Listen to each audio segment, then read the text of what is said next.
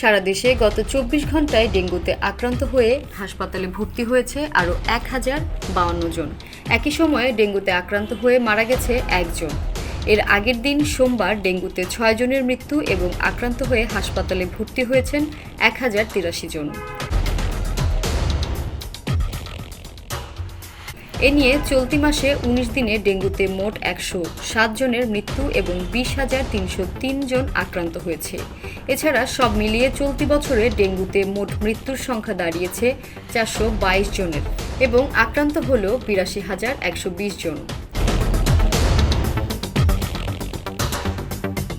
স্বাস্থ্য অধিদপ্তর জানায়, অক্টোবর মাসে মোট আক্রান্ত হয়েছে ৩০,৮৭৯ জন এবং মোট মৃত্যু হয়েছে ১৩৪ জনের। আর সেপ্টেম্বর মাসে মোট আক্রান্ত হয়েছিলেন ১৮,০৫৭ জন এবং মোট মৃত্যু হয়েছিল ৮০ জনের।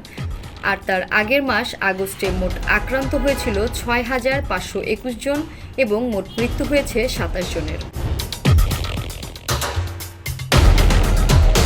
মঙ্গলবার স্বাস্থ্য অধিদপ্তর থেকে পাঠানো ডেঙ্গু বিষয়ক এক প্রেস বিজ্ঞপ্তিতে বলা হয়, ডেঙ্গুতে আক্রান্ত হয়ে ঢাকাসহ সারা দেশে বিভিন্ন সরকারি বেসরকারি হাসপাতালে বর্তমানে চিকিৎসাধীন আছে ৩,৯৯৩ জন। তাদের মধ্যে ঢাকায় ভর্তি ১,৬২০ জন এবং ঢাকার বাইরে রয়েছে ২,৩৭৩ জন।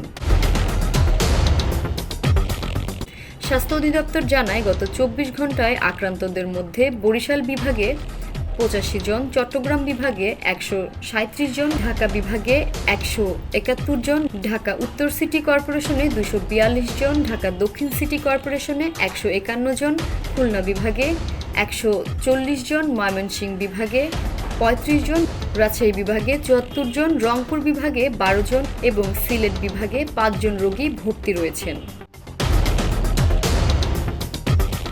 অধিদপ্তরের তথ্য মতে গত ২৪ ঘন্টায় হাসপাতাল থেকে ছাড়পত্র পেয়েছে ১,০৬৭ জন।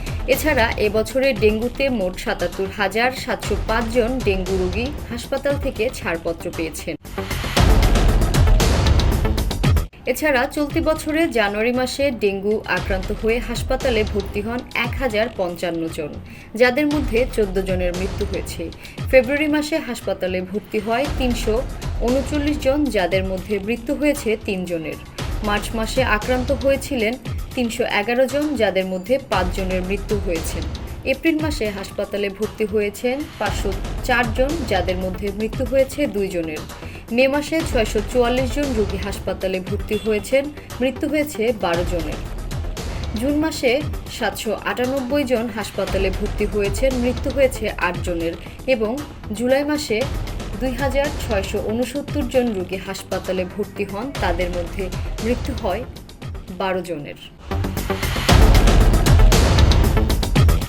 ডেস্ক রিপোর্ট, সবুজ বাংলা।